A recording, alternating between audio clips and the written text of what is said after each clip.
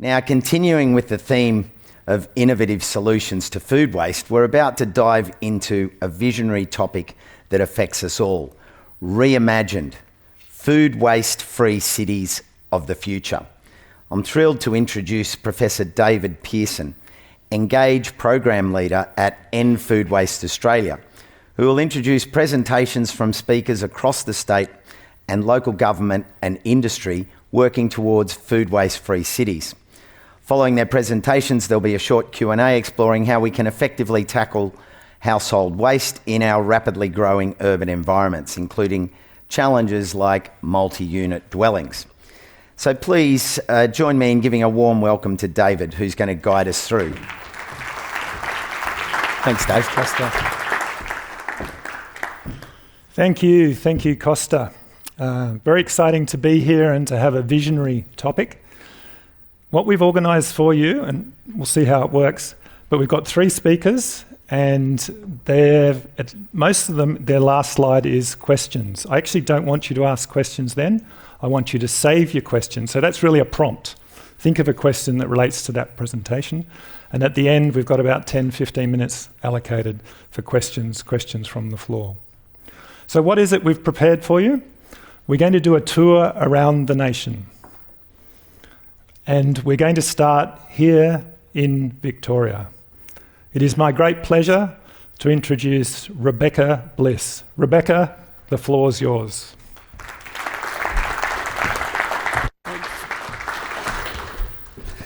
Thanks, David.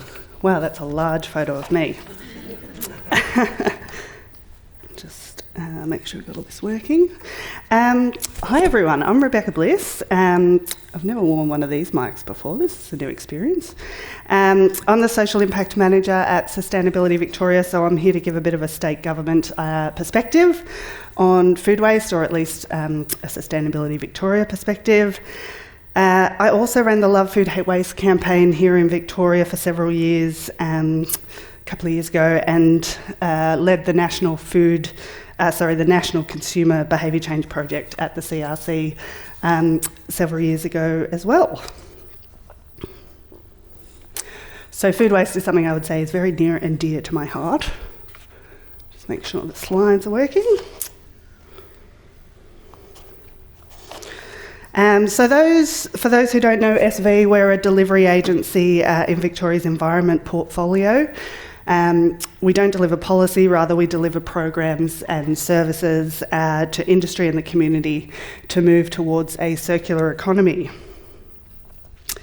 We've also just released a new 3-year strategic plan with 3 core focus areas that are up on the screen there, and driving circular consumption behaviours is one of our priorities. We also have 4 target materials or sectors, and food and organics is one of those, as you can see up there as well, so we'll keep working on this space in coming years.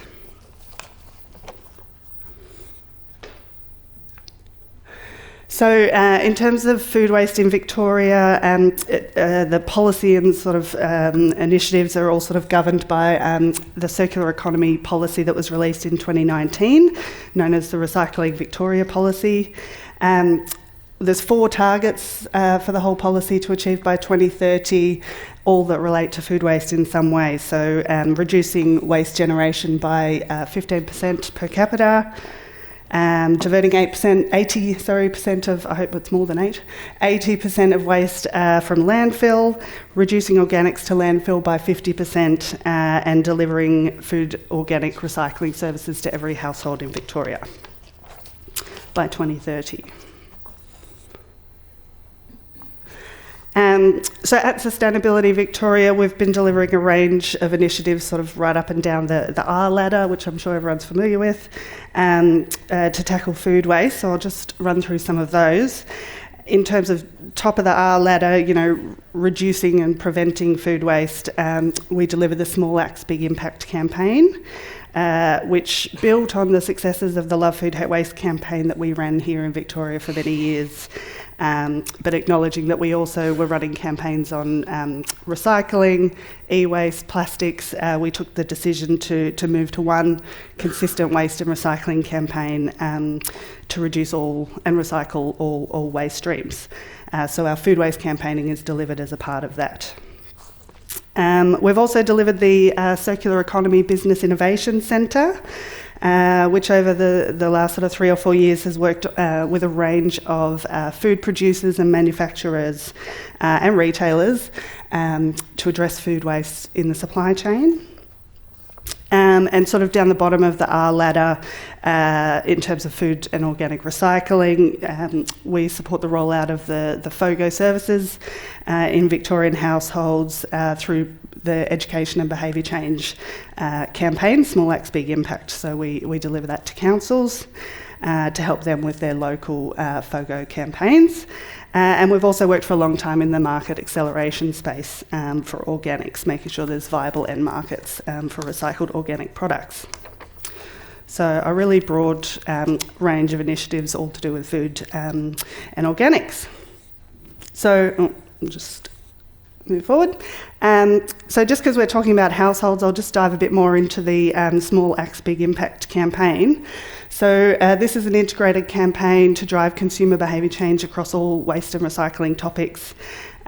We developed it a few years ago to be one sort of consistent campaign that state government can use, local governments, business and industry can use, communities and schools to provide a sort of consistent messaging to the community around waste and recycling and moving to a circular economy.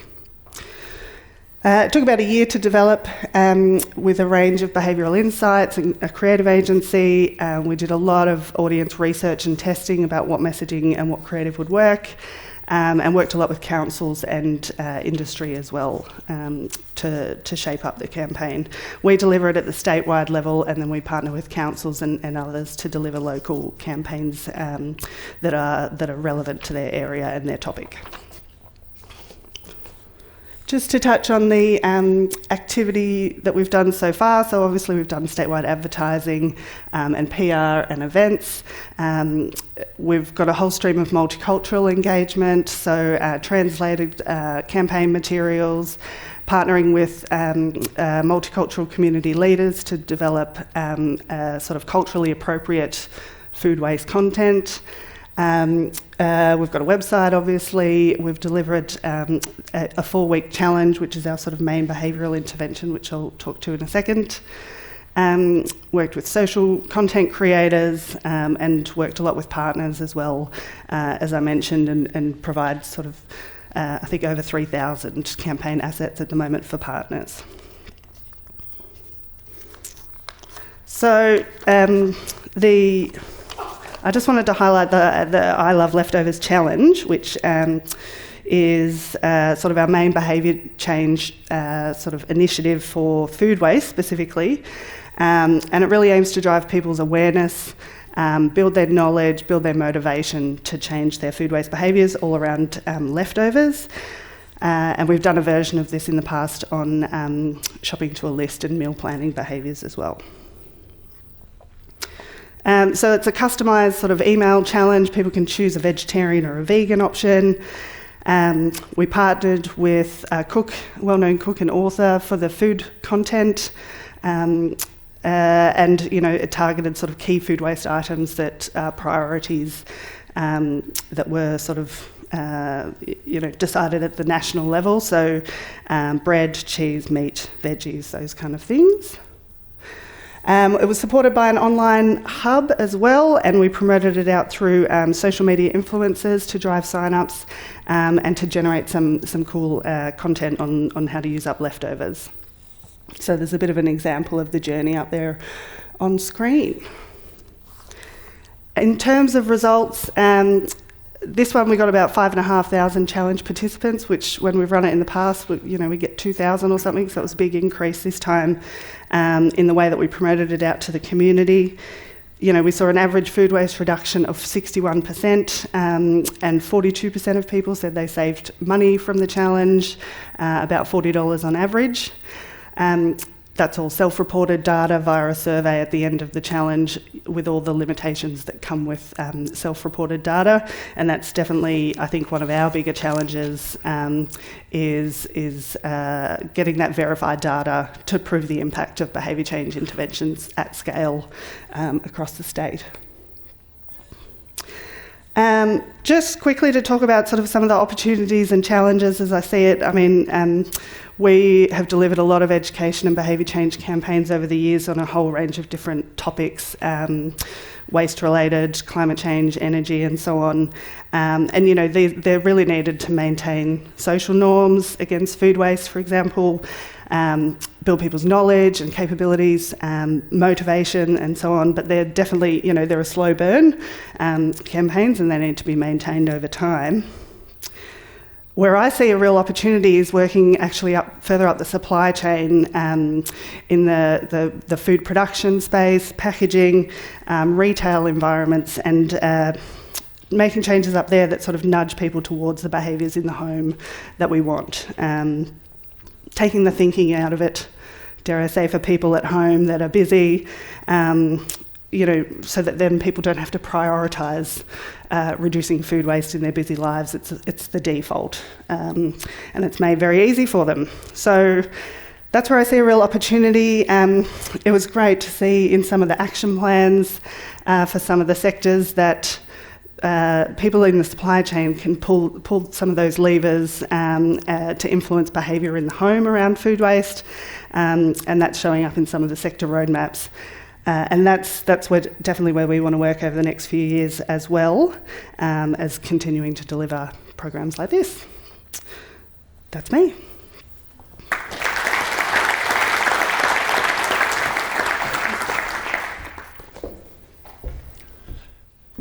Thank you, Rebecca. Shortly. Get off. You can come back later. You might have got the feel from the way Rebecca presented that what she did, she talked about herself, she talked about her organisation and what they've been doing, and then she finished with opportunities and challenges. And I think that is a space that I hope we go into in the Q&A. This is a great space for us to explore those opportunities and challenges, identify ones that collectively we can enact and the ones that are hard to enact within our organisations. We're now going to move to a local government area, albeit a very large local government area. It is my great pleasure to introduce Liz Spitz from Brisbane City Council.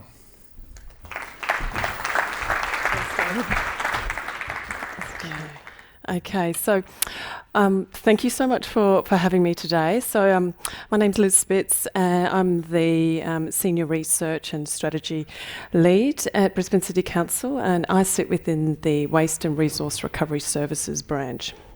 And today I've been asked to talk about the research and planning work that we've undertaken for the last year and a half, 2 years on our MUD-FO pilot project. MUD is multi-unit dwellings, FO for food organics.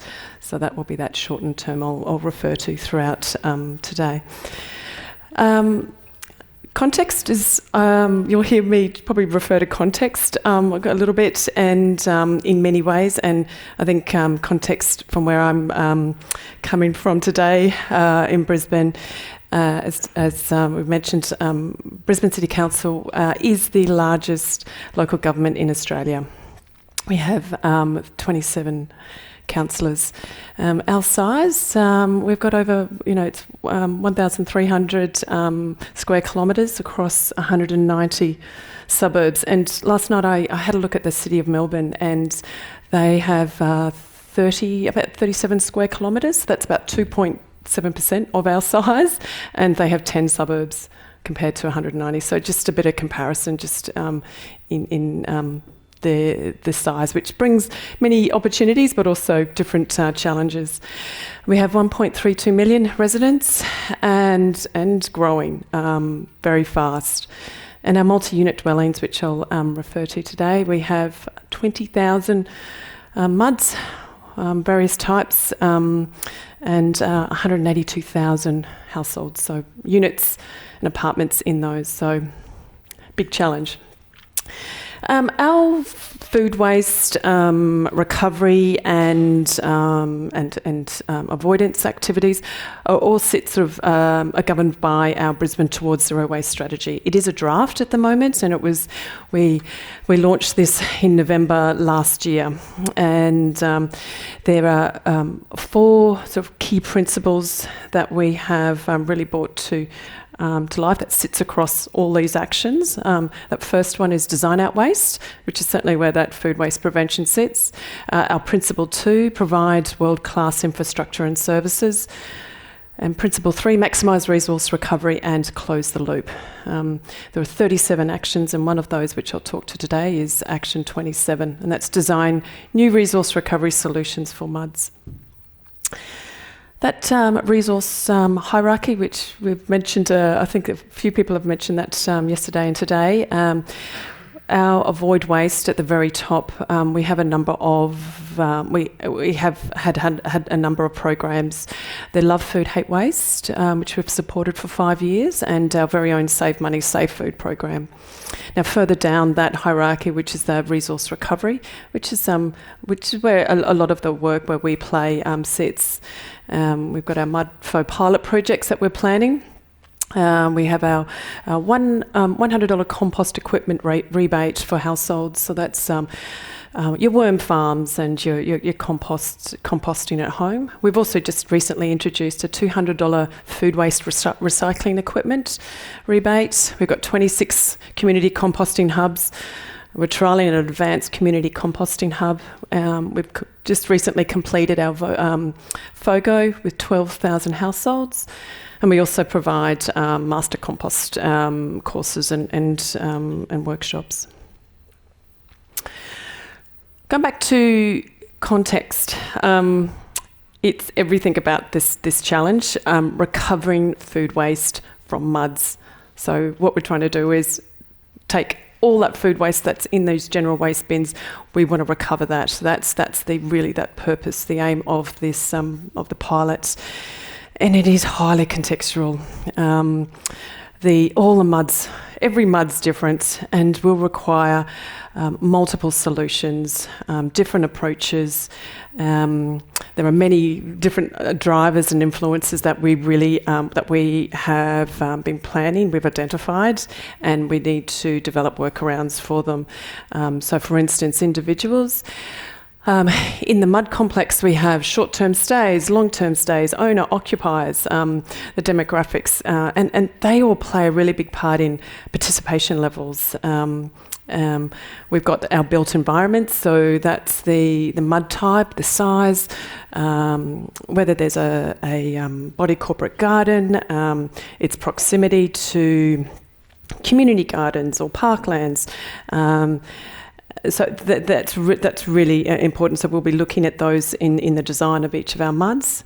And then we also have the broader environments, weather. So in Brisbane we have this thing called humidity in summer, which in summer you've got 35-degree heat. You just cannot have food waste sitting in bins, particularly when it's consolidated in large MUDs. So it's not unsurmountable, but we are looking at workarounds for that. Also, it's proximity to, like I said, other facilities, hubs and parks, and that's where that close the loop really plays in, because we're looking to find those really highly hyper-localised applications of the food waste composting and other materials. Data analysis has obviously played a really big part in our planning, and this is just a little snapshot of our annual waste audits. And in MUDs, what we've found is 30% of the contents in the MUD general waste bin is food waste. So that's a huge opportunity for councils and our state to meet food waste targets. Now, defining food waste for this context, and I suppose the headline here is that food waste, as defined, is different in recovery than it is in prevention, in avoidance. And now, if you could bear with me, I'll just talk through this table a little bit. I know it's just So, in that middle column, we've got edible food waste.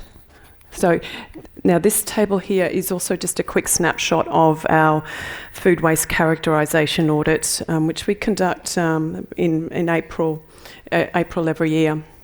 Edible food waste is obviously what we've been talking about the last day, and that's food that could be consumed but is thrown out. Okay, and bread is consistently highest on that list.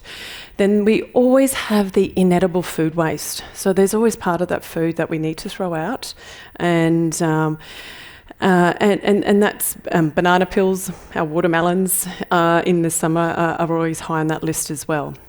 So the combined edible and inedible, that is the food waste recovery opportunity for the food waste for our pilots. And whilst we don't have volumes at the moment, we will be looking at gathering that data through the pilot. But I want to give you some data from my own household, which is not reflective of the average household. So with two adults, 2 children, we have a edible food waste, so that's food that could have been eaten.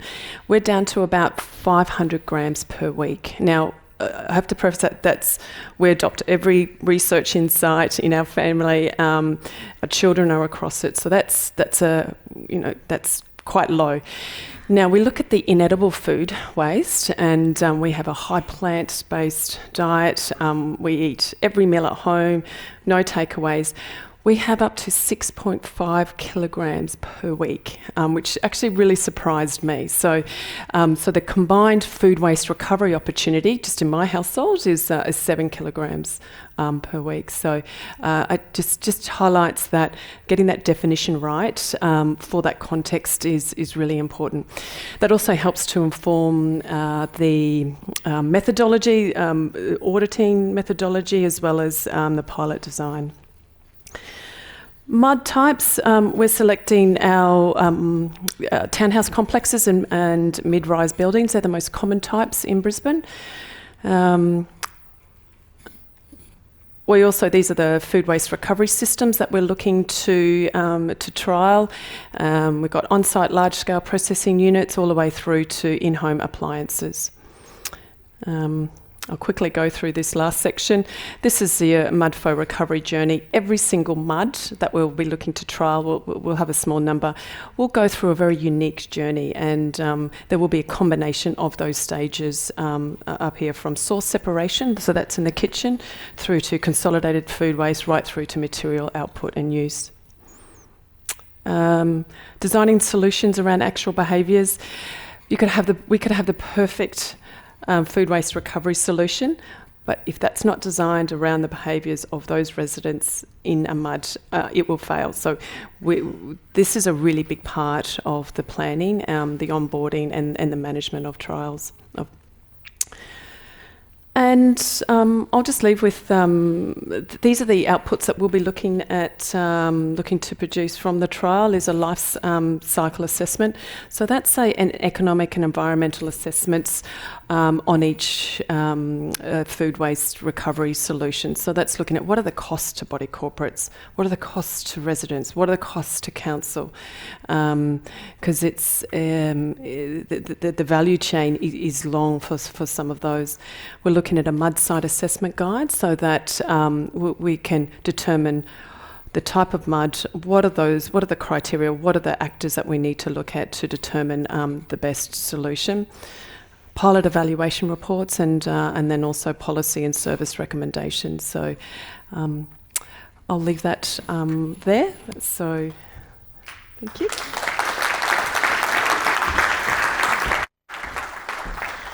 Fabulous. Thanks so much, Liz. So we've been to Victoria, been up to Queensland. Where to next? Also, something that's happened is we've gone from state to local government.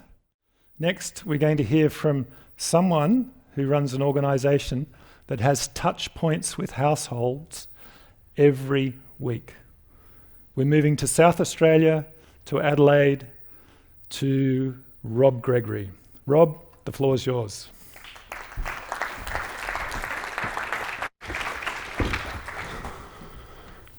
Thank you all. Thanks, David. David's already told me off that I got too many slides, so I'm going to run through these pretty quickly as we go, and more than happy to chat later on if anyone's got any bits and pieces that they do want us to talk further about. So, acknowledgement of country. I'll jump over that because we've already spoken about that this morning, but certainly recognise the importance of that. Who are we? East Waste. We're a waste collection agency based in Adelaide. We're a local government subsidiary. Fancy word for essentially we're owned by local government, and we serve those 8 councils that we're owned by. So we've got real skin in the game in terms of what we do. Our interest in food waste is at the back end. So the people that put the food waste in their bin, what they do with it, and we're endeavouring to ensure that we keep it at the highest order. So for us, that's all around compost. We want to get the material that's coming out of a household into compost. So very much an end-of-pipe solution. We acknowledge that. Nonetheless, it's an important part. In terms of very brief history of food waste and organic recycling here in Adelaide, Craig mentioned yesterday that we've been really fortunate that we've had it for quite a long time. One of the councils in Northern Adelaide, they were actually the very first council in Australia to have a organics recycling program. It was actually all bundled organics back in the day. But it was way back in 2006, so we're talking almost 20 years ago, that food recycling trial was conducted in one of the council areas, City of Burnside. They're one of the areas that we look after.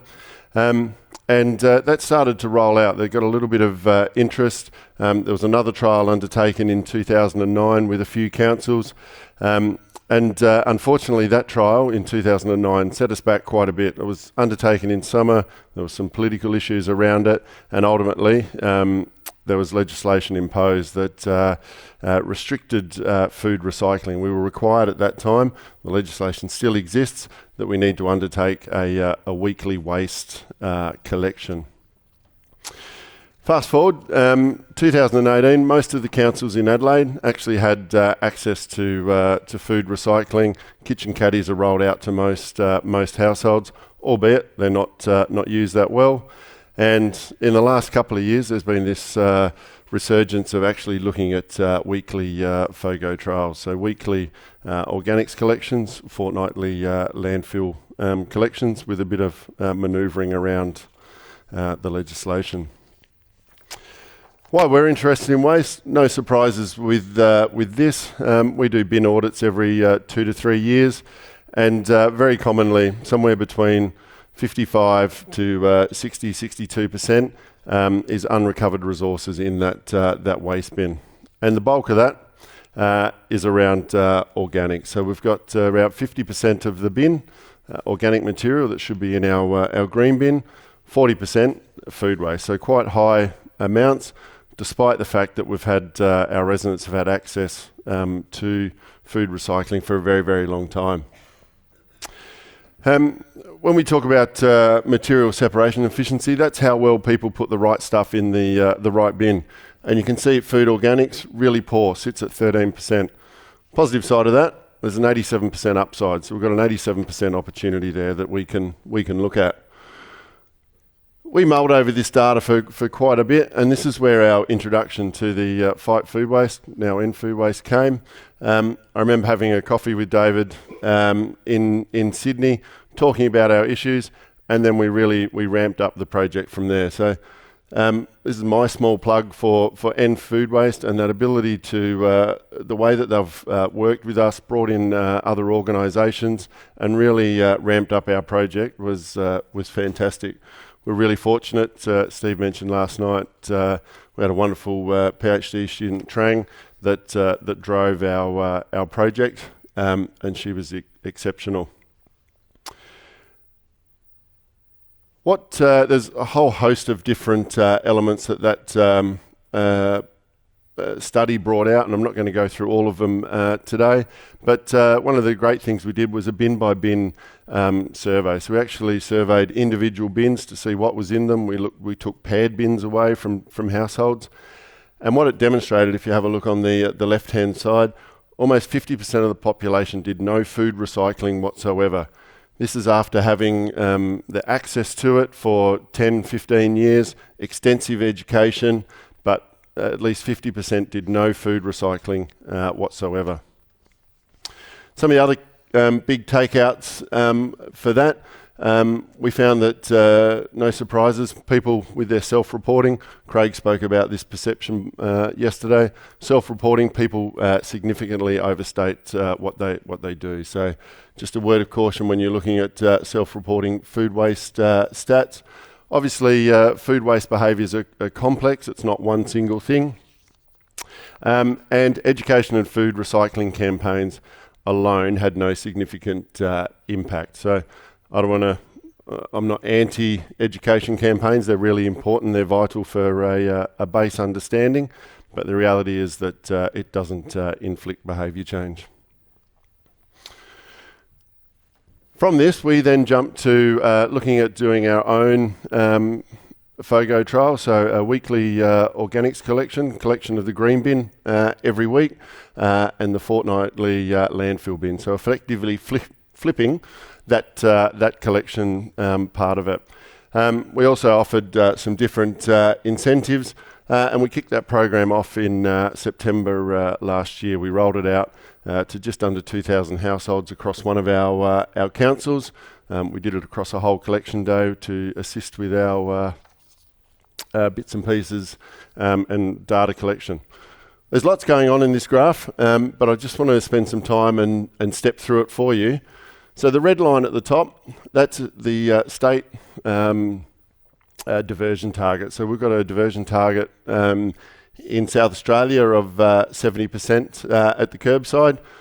Your green plotted line, that's your organics bin, the number of tonnes we collect a week. The red, the landfill bin, and surprise, surprise, the yellow is the UK mingled recycling bin. You can see when we introduced the trial in September, we get that marked change, and right from day one.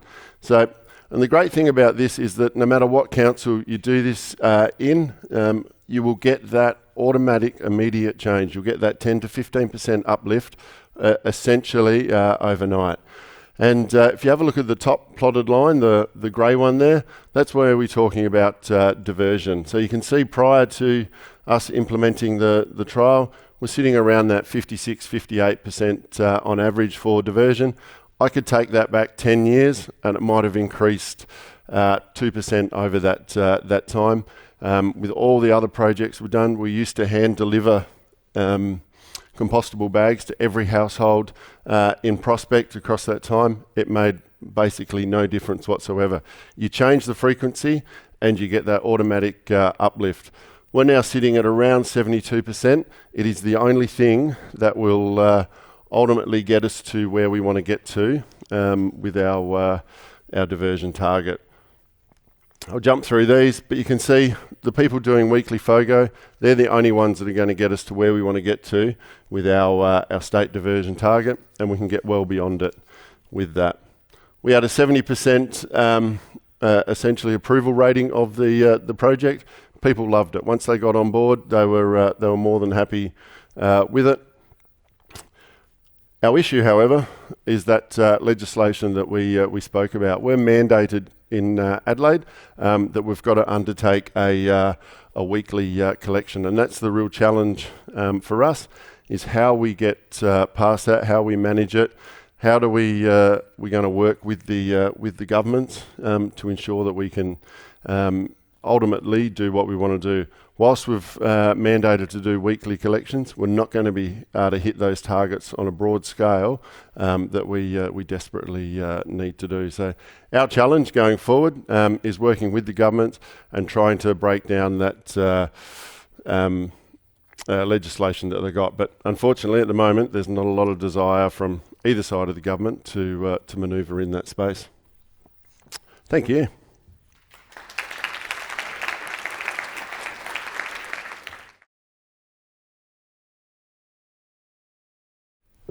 Thank you.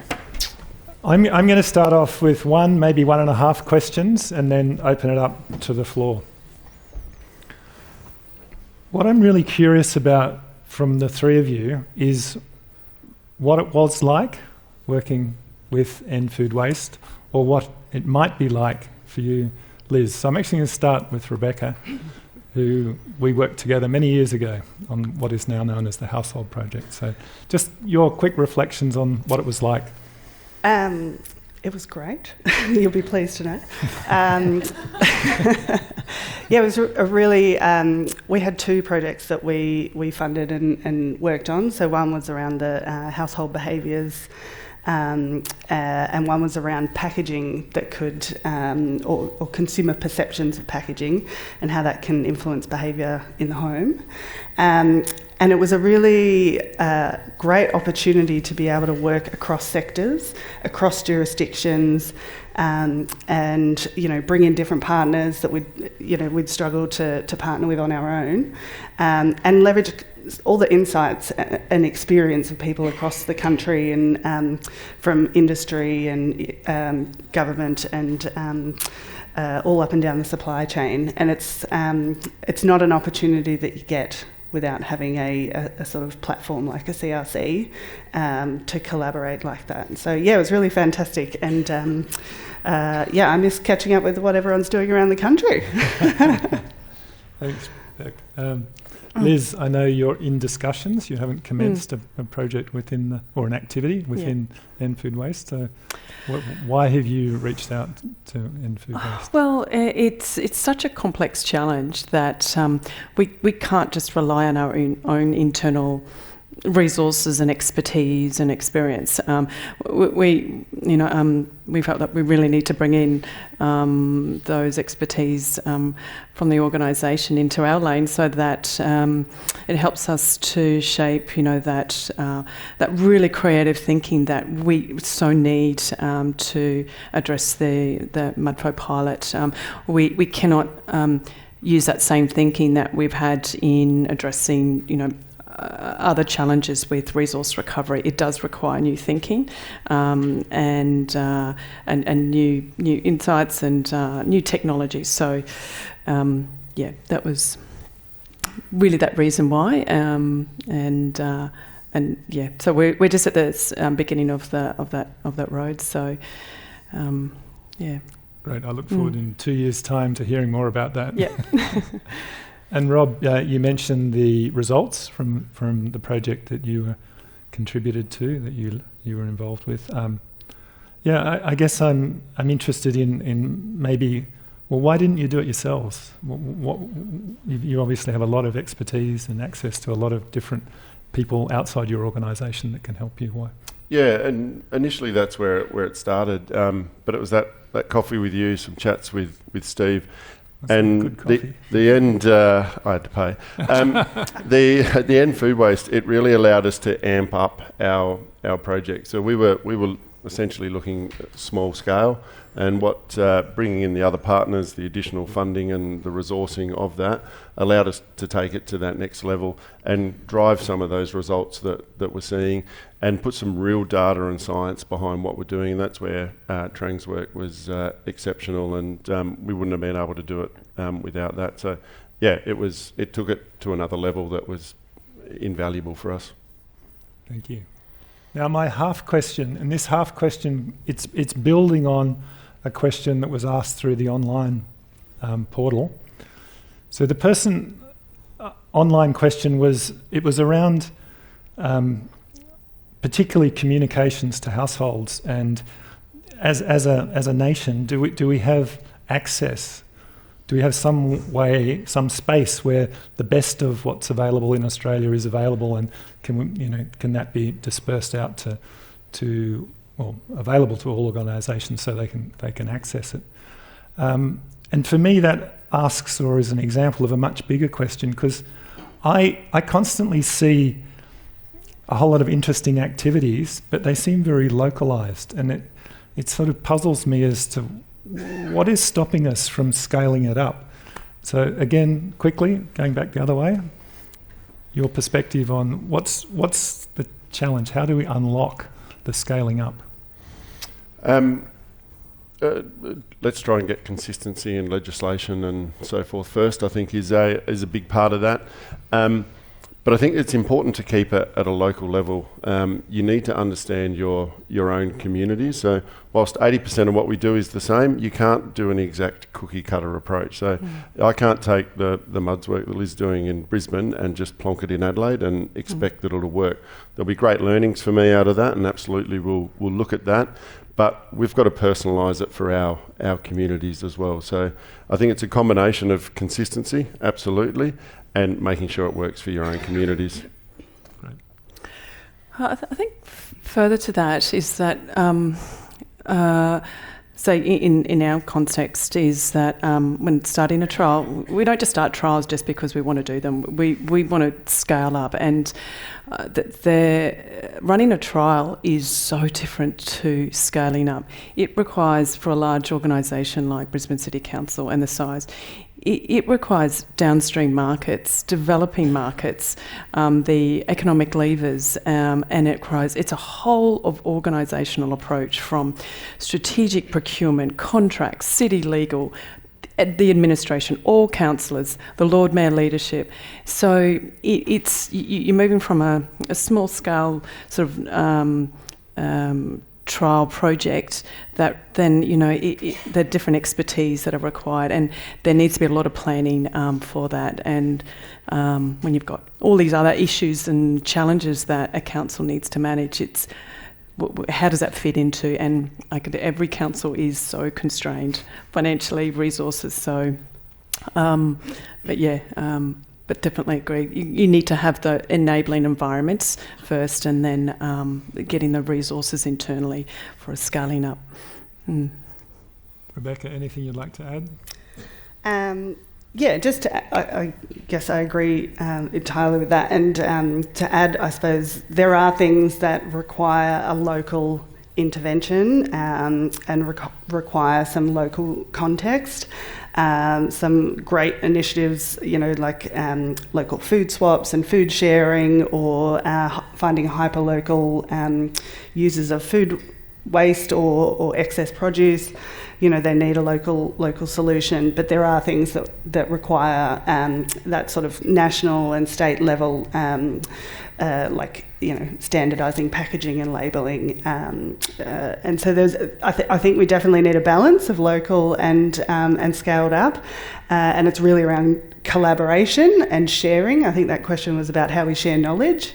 I remember when we did our behaviours study, I think the first thing was to collate all the examples from Australia and potentially around the world of food waste behaviour change and what impact they've had. So doing that in a really visible way so that people can come and access it when they need it, because councils are different priorities at different times, same with community or industry, so making that really visible and accessible so that we can all share learnings and collaborate and sort of coalesce together. I think that would be the dream. Yeah. Thank you. Next, this question actually came in online, but I know the person's in the room. So Costa, can you just walk in that direction? And there's a guy sitting there called Mark Boulay who asked a question. Thanks, Mark. Thanks, David Pearson. I'm just interested, just in the thoughts of the panel. There's been quite a bit of emphasis on FOGO, and I'm just interested in the thoughts of the panel on the interaction between FOGO and our attempts to actually get consumers to avoid food waste to begin with. And I guess the risk that I see of the former potentially undermining the latter. So I'm just curious as to the thoughts of the panel on that. Thanks, Mark. Who would like to answer that? I'd just like one person. Rebecca? Yeah. Got two volunteers. No. Rebecca won that race. When a few years ago, when we were looking at the food waste campaigns that we were going to run, we were looking for info on that. And the data that we found from the UK at the time was that there was a bit of a balance between the two. So yes, giving people a food caddy, a caddy to throw away food waste, sort of gives them a bit of license that yes, we will have food to throw away, we can fill that. But it also gave them greater consciousness of how much food they were throwing away, which and you know, this was UK study. I don't know if anyone's done anything local, please do share. But yeah, there was definitely a bit of a balance between the two. And I think it's about making sure you deliver those avoidance messages at the same time that you're delivering the recycling message to offset that. That's my perspective. Now, Costa is up and ready for more action. Questions? Costa, I'll allow you to be the... Yeah. This one's for Rob. You mentioned that the education that you did, you felt it didn't have much of an impact. I'm interested to know what education it was that you did that didn't have an impact, because education is I'm a sustainability educator, and I think that's very, very broad, so I'm curious. Yeah, I think I mentioned it in my presentation. I think education is important, don't get me wrong, as a base level, but in my experience, and our data will show that it's not going to drive behaviour change. Those significant step changes that you need and that you want and that we want in this space, education alone won't drive that. You've got to have a behaviour change mechanism implemented. For us, that was flipping the bin collection frequency. That's what drove the change. So we've actually had really good education, and we do some really great education. East Waste as an organisation, Green Industries, the state government body in South Australia, does some fantastic education. None of that will drive to the diversion targets that we need. It's good at holding it, but it won't drive it. Thank you. That's a perfect segue to my question, which is really similar, because I was curious about that question about behaviour change not being the piece that's impactful. So curious to hear from the panel, what do we feel, what do we know from the data is really impactful in changing behaviours in food waste, in food, both from the avoidance space and the disposal space? Thank you. I've actually pointed to Liz, and she's still with me to open the response to that. Yeah. So we know from our own programs, such as our rebates, that when our residents collect their food waste in a kitchen caddy, in their kitchen, they become more aware of the volume of food waste, and this is more anecdotal. So there hasn't been any hard evidence or research that's been wrapped around this, but it's from participants have told us that has helped them to reduce the food waste, the prevention. So you know they're more aware of it, so they see it. So the prevention's there, and then but then they're also then composting that at home. So they become more aware of that circular, that movement. And it all comes back to across a lot of our other programs, is that convenience will override everything. And probably going back to what Costa was saying yesterday, it is the evil challenge that we have to confront. And when another recycling trial in a mud we ran a couple of years ago, I was actually acting out what a resident would need to do the right thing, and it was a 10-minute walk from their apartment down to the basement level, all the way up. And then if you've got food waste, that's not going to happen every day or every few days. Convenience,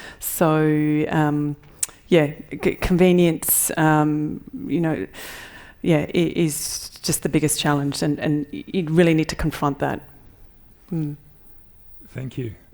I'm going to ask a question for the whole panel. So this is building on this visionary idea of food waste-free cities. So I invite each of you to think about the one thing Just one thing you can do. You're given 24 hours and you have infinite power. All right? So just one thing. Starting with you, Rebecca.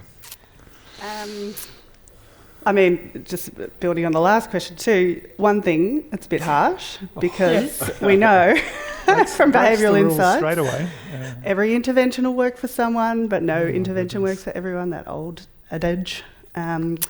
So if I only had one thing, I would say I would work very quickly in 24 hours with everyone in the supply chain to change products and packaging and retail environments, quickly optimise everything to help make food saving in the home the default and very easy. So whether it's extending shelf lives or resealable packaging on any bulk items, 0 2-for-1 offers on highly highly perishable products, take away all of those systemic things. 24 hours. It's going to be busy. Yeah, I can do it. What about you, Liz? Are you going to have a rest and then just do one big thing quickly?